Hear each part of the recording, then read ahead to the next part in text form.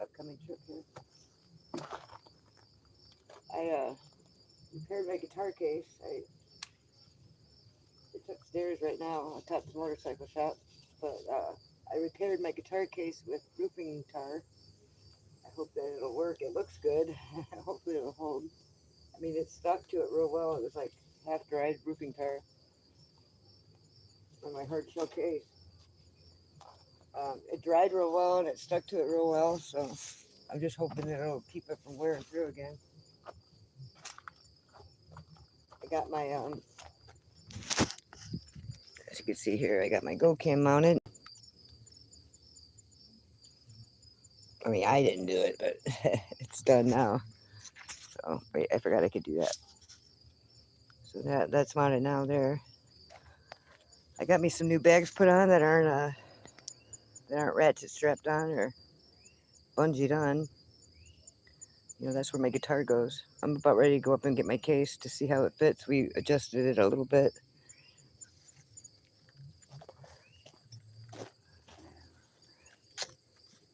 A lazy little kitten.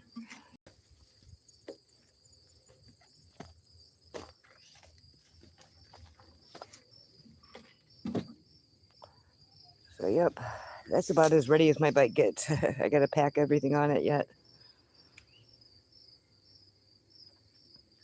It's been a good bike. I put about 45,000 miles on it in the last 3 years. Trying to take it easy on it. So it'd be a lot more than that if I had my way.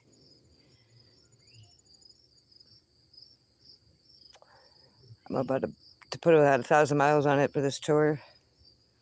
It's just over. It's about 180 bucks in gas I got to come up with. So yeah, I'm sure it'll be $20 at a time. Oops. I'll take my chances among strangers any day. I do all right when I'm out on the road.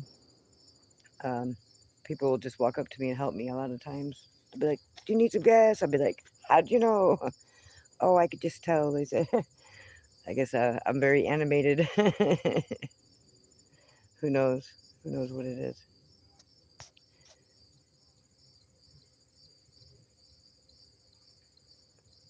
I'm a big chick. Not really. I'm only 5'4" and about 125 pounds, but I don't gotta be big. I let my motorcycle road me on the road. So see, yeah, I got new saddlebags on. I had some thin ones over there. Wait, oh yeah, there. See, they're like really crappy. They had locks on them. I hate that. Like I don't lock nothing. I don't ever take my key out. That's like inviting the spirit of fear into you. And yeah, so I'm doing my Deliverance Emotion tour. It's a comedy, and I'm piggybacking. You know, nighttime it'll be comedy and music, live music, and at nighttime or in the daytime it'll be me doing spiritual deliverance education. You know about them janky devils and them janky people that have something to say about everything that just try to get in the way of your purpose. I don't let them bother me none. You hear a lot of bullshit like, you're just blah blah blah. You know, I don't really listen to any of that because like I'm here doing something. What are them people that are naysaying doing? They're sitting on YouTube comments on a beautiful day like this today too, talking shit. I don't really listen to any of that. You know, you can't because when you're in purpose, there'll always be people to try to come against you and try to fuck up your day. And shame on you if you let them. That's all I gotta say about that. So, I mean, I'm just a nobody, but I'm just a nobody. But I have some things to do. I maybe play a song. I haven't played my guitar yet today. My muffler's in the way a little. Sorry about that. I haven't played it all today. Usually I play right when I wake up.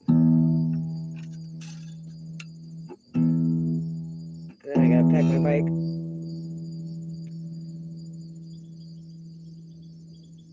You let me beat you with my guitar? Why the fuck would I do that? I love my guitar. Why beat one person with your guitar when you could beat a whole bunch of people with it? You know, it's like go running the nation with a microphone, yo. This is Ben. Like, Ben is not an implement of destruction. Now, my Timu grass cutter thing, which is like a skill saw blade on a stick with a motor on it. Now that I might beat you with that. I might lose that limb. That's about the only weapon I carry. It's about all it's good for. Yeah, so anyway, I'm going to leave out, and then I'm going to go from northern Indiana to Cleveland. I just found out it was $25 for the tolls, though. Like, what the fuck is that? I'm going to have to take back roads, kind of. Yeah, I am more concerned about Ben than I am you. I don't know who you are, and you want me to beat you. That's not healthy, sir. I love my guitar and my motorcycle. I'm married my motorcycle. It's legal in 2 states. I don't know if you know about me. I use my motorcycle for empowerment, and I use my guitar to transmute energy. So they're both equally as important. Nothing. I don't need anything outside of myself. I don't want to make it sound like that. They're not idols or nothing, but they're not my altars, or it's something that actually God led me to do to aid me in my gospel, teaching people about spiritual deliverance and janky ass warfare. There's just so many people that get harped upon, picked on, and unfairly just judged and just fucked with. That's not their fault. That's because they got a purpose to fulfill, and the devil tries to get in the way of that. That's all that is. That means you're doing it right, usually. The devil doesn't come after empty houses. You don't come after people that are already fucked up. He's like, they're already screwed. I get them later. He comes after you when you're in the middle of doing something great. Everything will get in your way. Now, if you're like me, it's like, okay, maybe if I got all this resistance, maybe I'm doing it wrong. Maybe I'm not going down the right path. Maybe I'm not hearing from God. That's the devil. That's the enemy trying to get in your head, trying to stop your purpose. I mean, whether it's through a dad or a mom or a boyfriend. I mean, if I had a dime for everything that I stopped doing because a boyfriend would have been mad if I went to do it, God, man, I'd have changed the world already by now. I wish I would have never done that. If somebody's really for you, they'll come with you, even if they don't want to at first or something. If they realize you're doing it and it's going to make them lose you, if they really care about you, they'll come with you while you do it. If their concerns are valid, they'll come with you while you do it. They're not just going to try to put fear into your heart and say, oh, don't do that. That's bad. That's a cardinal city. Oh, don't do that. That's the esoteric capital of the world. You can't go there and make fun of the devil. The devil knows who I am. And if you can't take a joke, fuck them anyway. You know what I mean? Like, fuck them anyway. Necromancy is fucking weird, dude. Having your dead loved ones get dressed up and shit and put makeup on them when nobody's around in the basement in the middle of the night and burying them and shit. It's just fucking weird, dude. That's necromancy all day long. And then they extort all those funds out of people, man. It's just crazy. Oh, darling Ruth, I just knew you'd look so good in peach. And you just know they're like dancing around with them at night and doing it. I mean, I'd rather sell my body to a necro, just fall out, skip the government. I'd just sell my body to a necro. They'll give a good $500,000 for a good fresh corpse. And I figure you could probably milk that for a good 10 years. You knock on the rich guy's door and you're like, I got 1 foot in the grave. I know you want it fresh. You got a place I could kind of crash to like kind of peter out, And they'll be like, sure. Oh, yes, come on in. Come on in, do come in, thinking you're about ready to die, and then you hold on for another 10 years. It might get hairy, but either way, you won't have to pay $5,000 to bury me then, like my family won't be extorted out of them funds. They'll be rich when I die. And the government won't get my brain because they take everybody's brain, and I think it's because they're taking everybody's conscious memory. Think about it. If you could upload your conscious memory to a cloud now, which you can, William Shatner was on TV talking about it. Think about that. Uploading your conscious memory to a cloud. And the government takes everybody's brain when you die. So that tells me that the government has everybody's memories when they die. Think about that.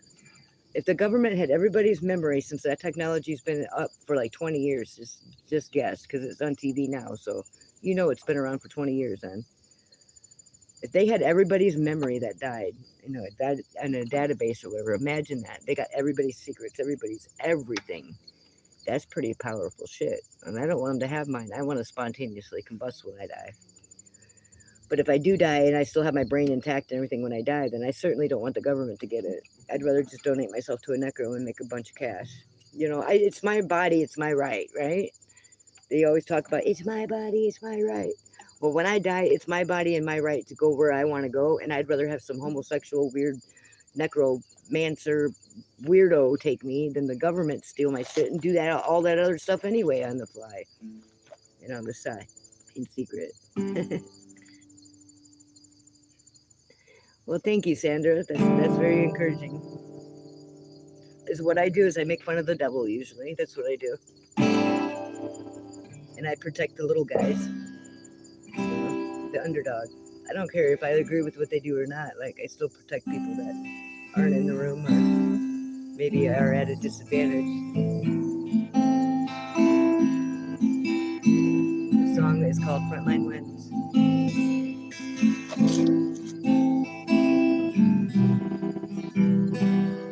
Bobby Tompkins. I don't know how to do a shout out. I guess it's shout out to Bobby Tompkins. Where are you from, Bobby? I don't have my glasses on, so I think I said your name right.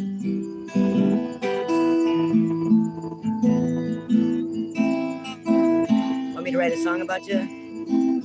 Was a guy named Bobby Tompkins. Where he was from, I don't know.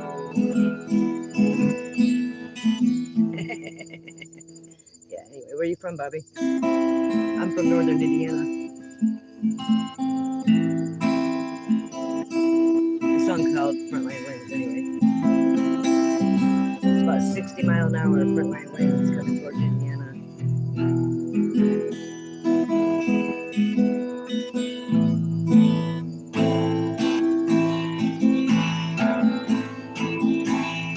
Don't forget to like, share, and subscribe. It helps me out a lot getting seen. If you ain't got no money to pay for advertising, you ain't gonna get to see it. I've been to North Carolina once.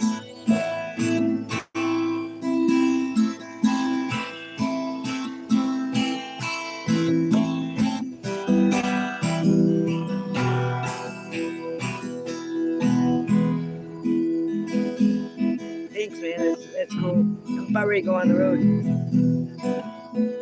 How far away is North Carolina from Cincinnati? That's one of my stops on my trip.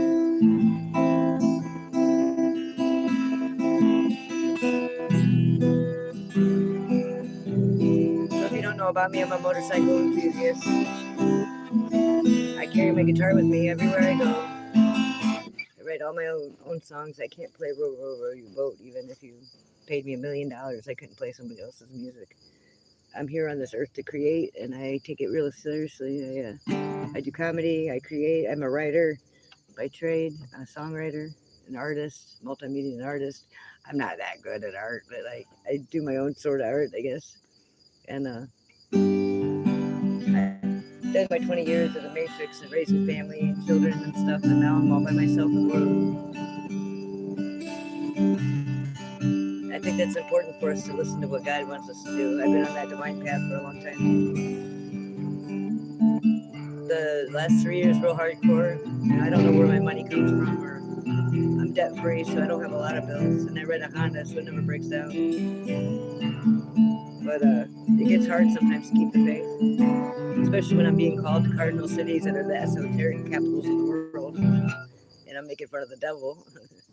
I got a lot of people in my life right now that won't support me doing that because they think it's putting my life in danger because of the cities I'm going to, and I refuse to hear that.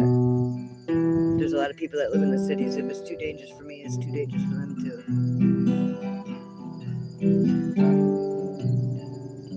I don't have any fear though. God doesn't seed us in fear. Instead, He gives us power and courage and a sound mind and love.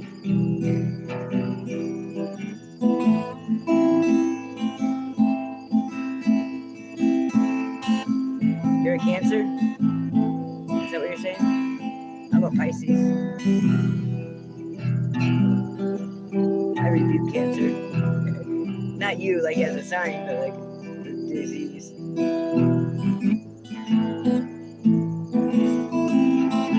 Yeah, fear is something that gets seeded into us when we're about ready to step into purpose, you know. And I got it hardcore coming against me right now. I've already put my trip off a week, and I ain't got no money to start it, but I was originally how it started. I was called to pray at some places, and go there and pray, and just be myself. And I'm sorry that you have cancer. I still rebuke cancer. I rebuke that. I hope that you heal from it. I know it sounds cliche to ask God for forgiveness and for healing of that, but you know, I do believe that our bodies are self-healing and that we cause a lot of our problems, and it'll creep in so fast on you that it's already too late, kind of. But I also know that with love is revenant, and that you have the ability to get rid of it. And maybe you're not supposed to this lifetime. Maybe it's your sickness that's going to help somebody out this lifetime. But I hope either way you look at it, that you find peace with God first before you die, and you don't have anger or bitterness in your heart. And I hope that you're not in pain, and that my heart really goes out to you. It's just there's so many people that are sick, and that's from the jinky ass devil too. You know, God didn't give us an earth that we'd get sick on. We were self-healing. God gave us an earth that was self-replenishing and self-healing, and we would have never gotten sick if it wasn't for the jinky devil being here. But we combat him, and he's about ready to get bound for 1,000 years. That's why he's freaking the fuck out. And evil's not even showing, they're not even hiding. Evil don't even hide anymore. They don't care. They're being so flamboyant and shit. And that's what's going to be their demise anyway. We bind evil for 1,000 years. So if you don't believe it or not, it doesn't matter. It happens anyway. And then he comes back for a short time after that 1,000 years, and we bind him for good. Because by then we'll have all the humans with a high vibration that have not been inflicted. In 1,000 years of not being inflicted by sickness and evil and bullshit, we'll be in great shape. 20 years left. There you go. Maybe 30. You never know what the life expectancy will do from here to there. Although I got a girlfriend that was totally killed by the medical. I'm so scared. If I got sick, I wouldn't even go to the doctor. I would be like Bob Marley. He died because of cancer of the big toe. He tried everything else but going to the doctor and just getting his toe cut off. I'll have to check it out, Sandra. I'll subscribe for sure. I really appreciate anybody that supports my little channel. It took forever for it to get off the ground. I mean, I've been making videos for a year and a half, and then just now, about every month, you know, I can get what I got in a year and a half of subscribers, and I'm so humbled by it. It just makes me happy. I live out in the middle of nowhere. I don't have any friends. I don't do a whole lot with anybody. And I don't talk on the phone, or, you know, so like my YouTube is like my Wilson. It keeps me sane. It keeps me normal. It keeps me okay with being in isolation. What's your YouTube channel about, Sandra?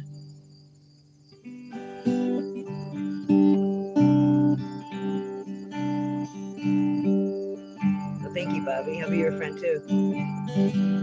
If I'm in North Carolina, I'm gonna hit you up. I want a couch to crash on or a place to put my tent. People never think I'm serious when I say that, but I show up.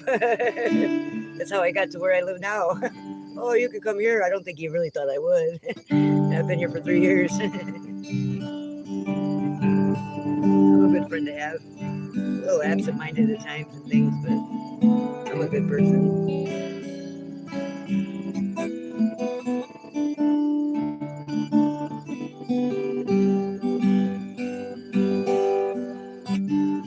I gotta quit playing my guitar and get busy packing my bike, but I'm a slacker. You got a family, Bobby?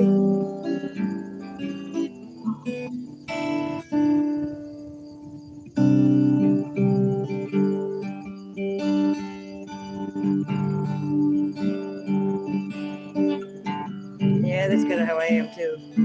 Every day I just wake up and do something different. What are you doing, Blue? Sorry, I got my dog. Blue, come here, buddy. I just got a dog a couple weeks ago. He just seen the horses next door. I didn't want him to get in trouble. Where you at, Blue? Go get your ball. Where's your ball at? Got your ball? I better give him some love here. Really shouldn't be lollygagging. Here, let me show you my dog. Blue. He's a 2-year-old blue heeler that we adopted to the shop because he just kind of fell in our lap. He was such a good dog. I mean, that he's totally trained in every way. He's just such a... I'm sorry to hear that, Bobby. I think everybody's family is struggling. I've raised a lot of kids, but I'm not raising them now with the economy. And, you know, they're all older and they're doing great. You know, and it's like I'm the old person now all of a sudden in my family. And I just couldn't imagine trying to raise kids right now with the economy. My heart goes out to everybody. I pray about that every day because I had 5 kids when the housing market crashed in 07 and 08 in that time. And I was in my mid-20s running a scrap business. And God, them were hard times, you know. We got through them somehow, but, you know, you get a lot of credit of bullshit, too, because you were just barely making it and nobody was helping you then, but you made it through somehow, and then people want to judge you and point fingers at you and how you got it done or whatever. And I never made no illegal money or nothing like that, but, like, you know, it wasn't good enough in hindsight for anybody, but they weren't there the ones doing it, you know, and I'm a big believer. Whoever's raising them kids and whoever's there doing it is the ones that should have say, regardless of who's got custody or, I mean, you know what I mean? Sometimes you just need help, and that takes a bigger parent all day long than it does to be selfish and just like hold kids over people's heads and shit. I mean, I just don't understand people like that. I never did. It's like you got to deal with that person the next 18 years and you want to wage war over some fucking school clothes or something. It just isn't. Good catch, Blue. Just doesn't make no sense. Here, we'll walk out. I'll show you guys my fort, just in case you guys don't know my channel at all. I got a fort out here. I live atop of a motorcycle shop out in rural Indiana here. So, like, you could see my balcony up there. That's where I live up there. But if you walk out a ways... Okay, let me see. Let me see it, Blue. Let me see. Ready?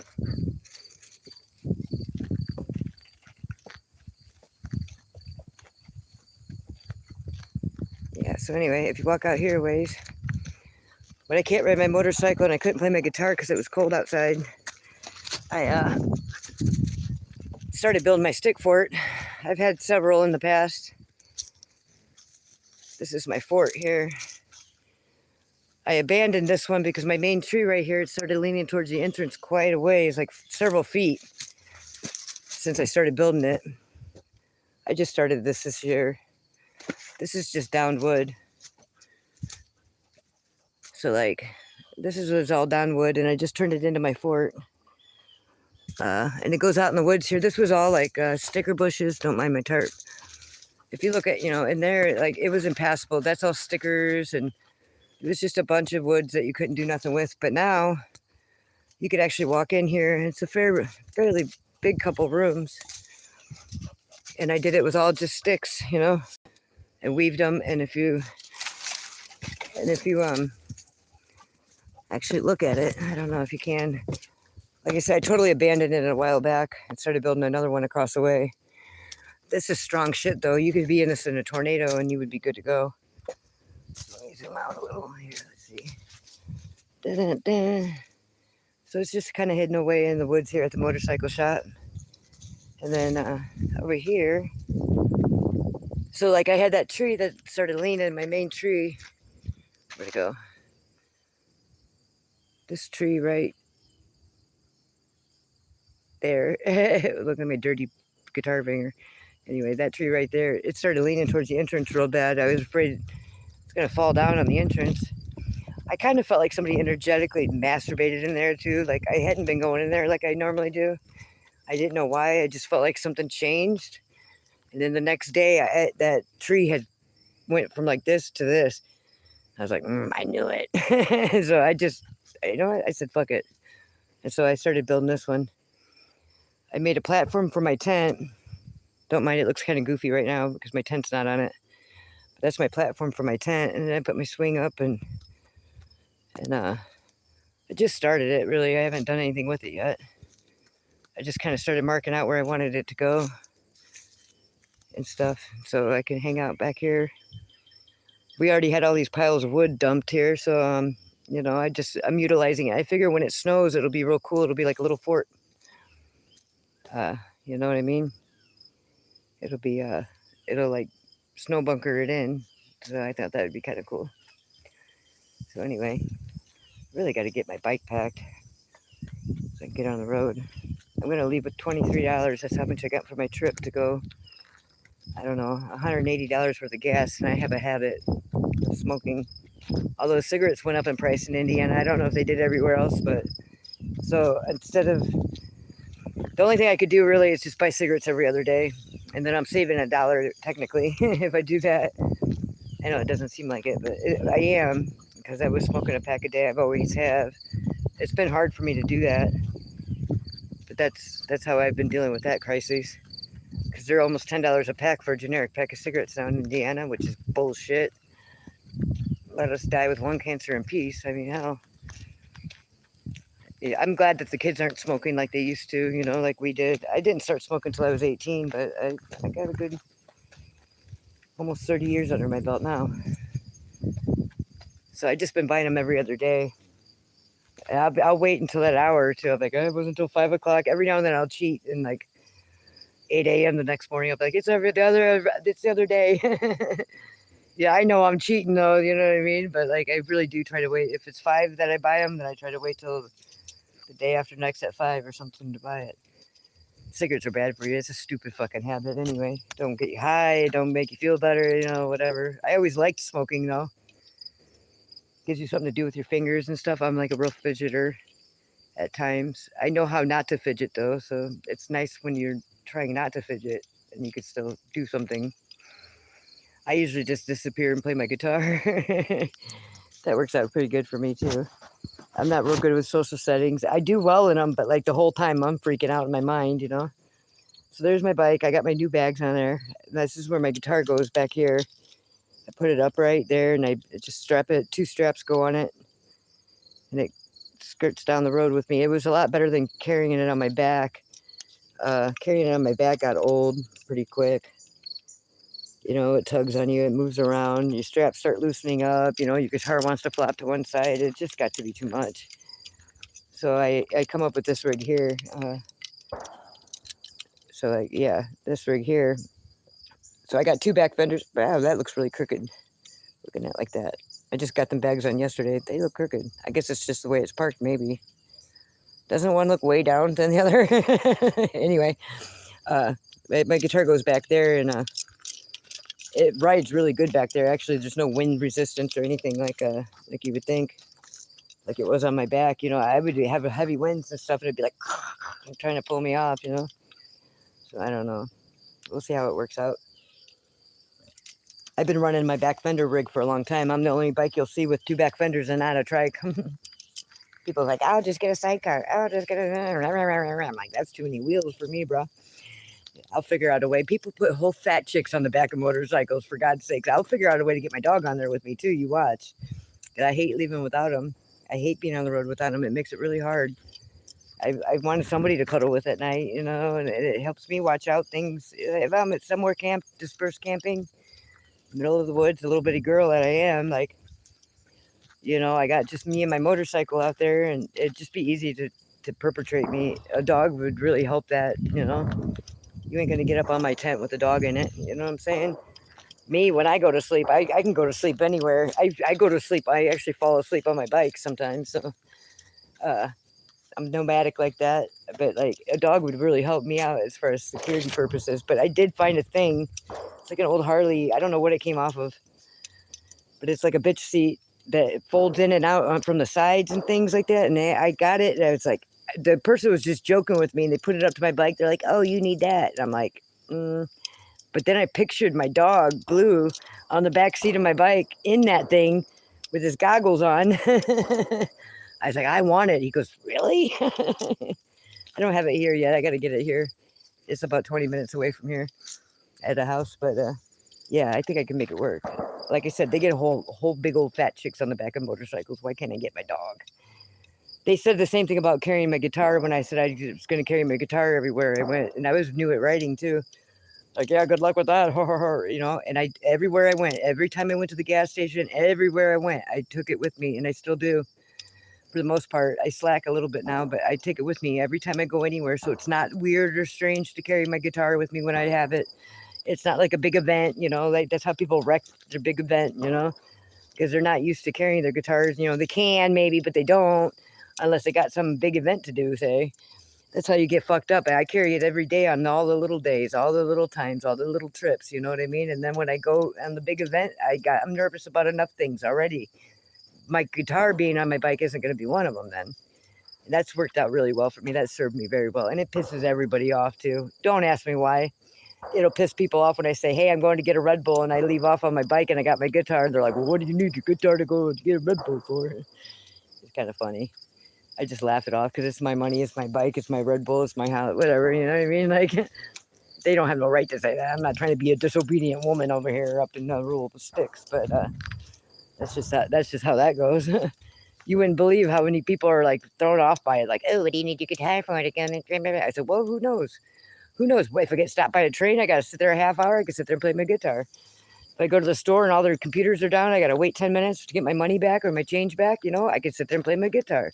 It starts pouring down rain, I can sit there by a gas pump and I can play my guitar. I never wait a day in my life as long as I got my guitar with me. So that's good advice to anybody that wants to start learning how to play. That's my only discipline. I don't do chords, scales, nothing, no cover songs, no music theory at all. I had no YouTube videos, and I love YouTube, but I had no YouTube videos to learn how to play. The only discipline I have to learn how to play my guitar and to keep playing my guitar and to keep writing songs is to play it every time I see it. And you can't do that when you're out on your motorcycle all the time unless you got it with you. So that's my discipline, and it's worked out good for me. You hear so many times people say, well, you got to practice, you got to do it. Yeah, I don't do that. I don't put that pressure on myself. I just play it every time I see it. And then the love of it starts coming in, and you start creating songs and melodies and things, and you're like really channeling the Holy Spirit then, and it's really cool. It's a really neat thing. You could probably channel dark things too if you wanted to, but like the dark doesn't exist around me. I could exist around the dark, but the dark cannot exist around me. They hide around the corner usually. So anyway, I got to get back to work. I'm going to have to set you down and quit talking. So I got to, actually,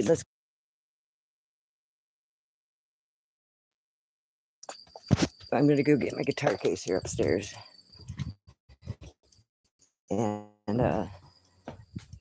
make sure it fits on there right still with these new bags. And make sure it lays right. See, it got a hole in it from wearing on my mount. And it was like a hole. Oh, shit. I forgot this door's probably locked. Shit. I got to walk all the way around. Go back up the stairs on the inside.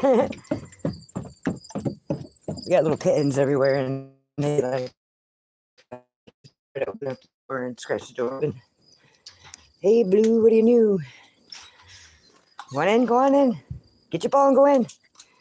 Get your ball.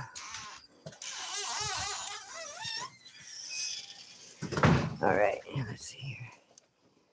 All right. Okay. 1 second here. Let me just go up these stairs. It's a lot of stairs. It's a real steep stairway, too. I don't know what we're going to do when we get old.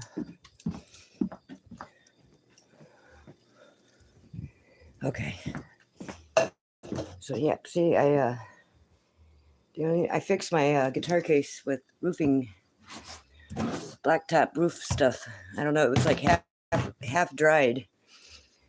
It seems like it worked pretty good. I don't know. I hope it stays. I mean, it'll stick to it. It's obviously stuck to it real well. There was a big hole here. I just hope that it keeps it from wearing through more. I'm kind of looking at these two things right here and thinking I need to put like some diamond plate maybe or something on it. And like up there too where I did the neck part right there is like, you could tell it's been patched up. It wasn't worn through yet, but it was scratched through pretty close. So it's an expensive guitar case. I won't be able to afford another one, so I'm just trying to limp it along, I guess, at this point. Since it does go with me everywhere I go, it really does take a beating. So, and this is my humble abode here. My little part of the motorcycle shop here. My creative endeavors happen. Okay, so I'll just take this downstairs now so I could see and make sure it still fits on my guitar or on my bike, right? Let me unlock this door. Damn. Got some cute little kittens out here. If you guys are by Wheatfield, Indiana, and you want a kitten, this is the place to come. Hey, look at that cute little kitten. Looks like he got into a jug of bleach. He's real sweet.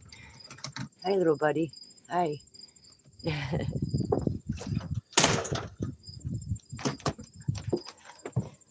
So anyway, we'll see if my guitar still fits with my new bags on there. And we angled the thingy a little bit more too, so I'm interested to see how it'll work.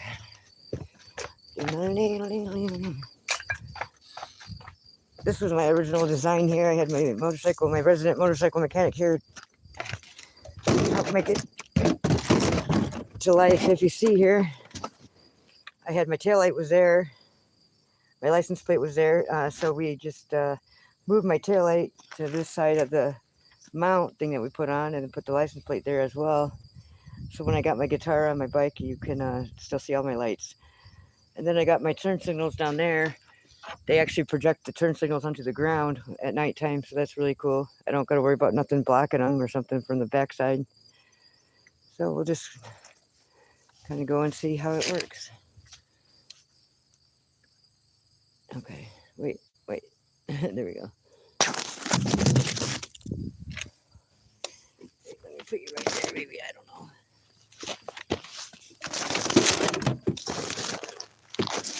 Maybe right there. Hold on a second. Are you gonna stay there? Okay, cool. Yeah, so.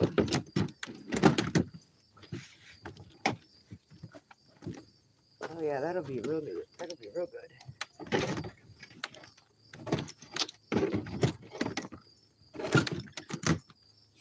So that's how that rides. And then I just